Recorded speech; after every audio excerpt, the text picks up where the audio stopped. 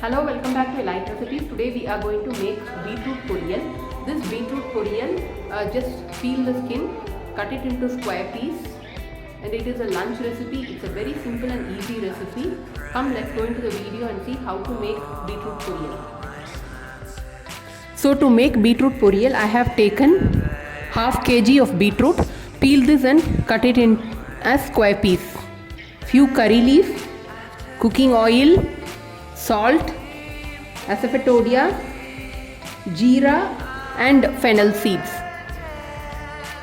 chili powder. Now on the stove, heat the kadai, pour 5 to 6 tablespoons of oil, grease it, season it with fennel seeds and jeera, allow it to splutter.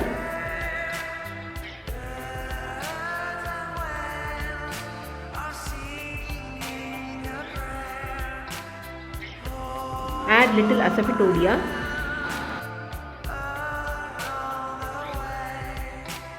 Now add chopped beetroot. Sort it nicely. Add salt, chili powder. Close it with lid and keep it for 10 minutes. Easily this beetroot will get cooked. This is a lunch recipe.